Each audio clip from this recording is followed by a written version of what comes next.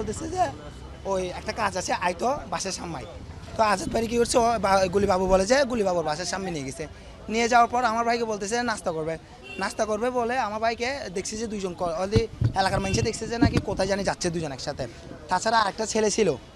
তো তিনজন একসাথে যাচ্ছে। হঠাৎ করে আমার আম্মু বলতেছে যে অনেকক্ষণ হয়ে গেছে, আমার ছেলে তো কাজে চলে আসে, আজকে তারা 2টা বাজে গেছে, আমার ভাই আসে না কেন, আমার ছেলে আসে না কেন। তো আমার থেকেও মানে খারাপ লাগে উঠছে, আমার ভাই নাই কেন। আমি আমার ভাই কল দিছি, আমার ভাই বলতেছি কোথায় তুই, এই বাসা আসতেছিস তা কেন, তুই তো অন্যদিন চলে আসোস কাজে যাইলেও আজকে আসোস তাই কেন। আমার ভাই আমার বলতেছে আমি আসতেছি কাজে আসি, আমি আসবো একটু পর আসবো। আমার ছোট ভাই একটা ছিল, ওর সাথে কন্ট্যাক্ট। তখন আমার প্রায় 2টা প্যালা ছুঁছে, সঠিক টাইমটা আমার খেয়াল নাই, 2টা প্যালা ছুঁছে। আমার ভাই তখন আবার আমার 5 মিনিট পর কল ব্যাক করে বলতেছে যে আব্বুর নাম্বারটা দে। আমি বলছিলাম আমার বাবার নাম্বার, আমার ভাই খুঁজতেছে, দিলাম। দেওয়ার পর আবার আমি আমার ভাই মানে আমি লালবিটা আসি দেখতেছি গুলি বাবু বলে যে গুলি বাবু ওর ভাই কাকুল হচ্ছে একজনকে মারতেছে, আমাদের এলাকার ইমাম ভাই বলে ওকে মারতেছে। তো আমরা চুরাই দিছি। হঠাৎ করে কাকু এই গুলি বাবুর বাবা আসি বলতেছে যে এই বাবু গুলি খাইছে। আধা ঘন্টা হয়ে গেছে, তারপর আমার ভাই গুলি খাইছে যে সেটা বাবু বলে নাই, কাকুলকে বলে নাই, ওর বাবাকেও বলে নাই, বলছে যে ও গুলি খাইছে। তো আমরা কি করছি, তারা করে এলাকার মানুষ ও খাক যে খাক, আমার ভাই যে ওর সাথে আমরা জানি না। আমরা কি করছি, বের হয়েছি। বের হওয়ার পরে এখানে হঠাৎ আসার টাইমে আমার মানে মনে চটপট করতে আমার ভাই কোথায়, আমার ভাই কল দিই, আমার ভাই কল দিচ্ছি, 15টা কল দিয়ে ফেলছে, আমার ভাই কলটা তুলতেছে না। তার আগে বাবুটা ওই আবার হঠাৎ কলটা ধরছে, দেখতেছি তাড়াহুড়া করতেছে। তখন আমি আমার ভাইকে কল দিতেছি, আমার ভাই আর কল ধরতেছে না। হঠাৎ করে আবার কল দিচ্ছি, কল যখন ধরছে বলতেছে যে আমার ভাই গুলি খাইছে। তখন এইটা শুনে আমরা মেডিকেল আসছি দেখতেছি আমার ভাই ড্যাড। এক কথা শীতে কথা, যে হত্যা করুক না কেন, আমার ভাই হোক আপনার ভাই হোক, যার ভাই হোক না কেন, ওই হত্যাকাণ্ডের ফাঁসি চাই আমরা। এক কথাই শীতে কথা। আমার ছোটো ভাই যখন আমার বাইরে ইনফর্ম করতেছে কল দিয়ে, তখন আমার ভাই কি কল ধরতেছে না। এরপর আমার ভাই ঠিক 2-3 মিনিট পর আমার ভাই বাবুর কল দিয়ে বলছে আমার ভাই কই, বাবু বলছে যে তোর ভাই গুলি খাইছে। আর বলার পর আমরা ইনস্টাম আমাদের এলাকার একটা বাইক ছিল, ওইটা নিয়ে আমার একটা মামা আছে মহিব বল, উনি আমি আর আমার ছোটো আমরা আসি।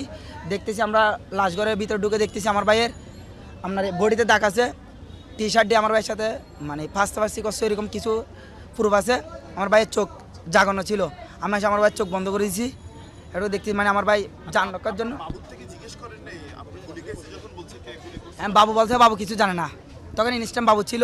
এরপর আমার পুলিশ আসছিল, পুলিশ আসে বাবুকে তদন্ত নিয়ে গেছে। ওরা একইভাবে ছিল, একই সাথে ছিল। ওই আমার ভাইকে মেডিকেল আনছে, গেমটা ওরাই খেলছে, বাট ওই নিজে আমার বাইরে ডাকে নিয়ে আসছে বাসা থেকে। ওইটা ওরা জানে আর প্রশাসন জানে, আমরা প্রশাসনের কাছে বিচার দিচ্ছি, প্রশাসন জানে এটার হত্যাকারীদের বিচার চাই আমরা। যে কারাগার বলতে এখানে পলাশ ছিল, গুল্লি বাবু ছিল, গুল্লি বাবুর ভাই কাকল ছিল, ওরা সবাই জানে। এখন আমার মাকে আমরা তো কি জবাব দিব এটা আমরা জানি না। ওদের সাথে আমার ভাইয়ের সাথে কারোর দ্বন্দ্ব নাই, আমাদের এলাকার প্রতিনিধি আছে, সবার থেকে জিজ্ঞেস করতে পারেন। আমার ভাই একটা প্রিয় ছেলে, ও কাজে যেত, কাজ থেকে আসতো, ওইটা জানি না, ওইটা আমাদের প্রশ্ন। আমার ভাইকে কেন করলো ওইটা আমরা সরকারের কাছে বিচার চাই, আমরা বিচার চাই, ওদের মৃত্যুদণ্ড চাই, আর যারা এগুলোর সাথে জড়িত আছে তাদের কঠোরভাবে শাস্তি চাই। তাদের আচ্ছা, আমরা এই 4টা নাগাদ, 4টার পরপরই আমরা একটা খবর পাইছি হাসপাতাল থেকে যে একজন গুলিবিদ্ধ হয়ে মারা গেছে। তাৎক্ষণিকভাবে আমরা ঘটনাস্থল বলতে চট্টগ্রাম মেডিকেল কলেজে যাই।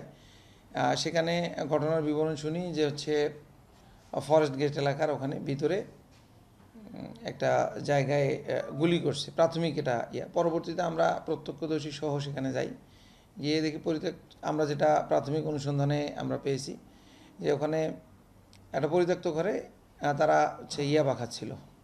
এখন এর পরপরই হচ্ছে ঘটনাটা ঘটে, শুটিং ইনসিডেন্ট। আসলে এটা কী কারণে ঘটনাটা ঘটেছে এটার এখনও আমরা রহস্য উদ্ঘাটন করতে পারিনি, আমাদের তদন্ত অব্যাহত আছে।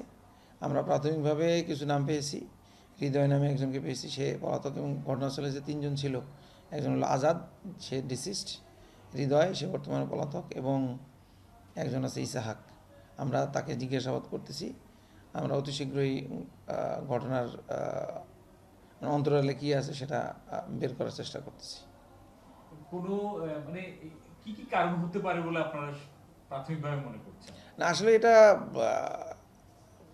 ঘটনার কারণ এটা এটা তো ধারণা করা খুবই মুশকিল। আমরা যদি কাউকে পাই, দেখা গেল হয়তো বা ইসাক আমাদের কাছে আছে বা হৃদয়, তাদের পেলে আমরা জিজ্ঞাসাবাদ করলে হয়তো ঘটনার কারণ কি সেটা উদ্ঘাটন করতে পারবো।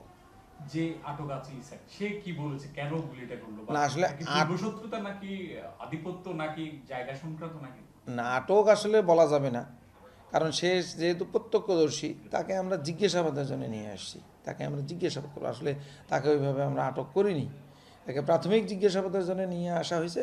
সে যদি ঘটনার সাথে সম্পৃক্ততা তার পাওয়া যায়, তাহলে দেন আমরা তাকে আটক বা গ্রেপ্তার করে তাকে আইনের আওতায় নিয়ে আসবো। মামলা হয়েছে কিনা কিংবা না, এখনো মামলা হয়নি, প্রক্রিয়াধীন।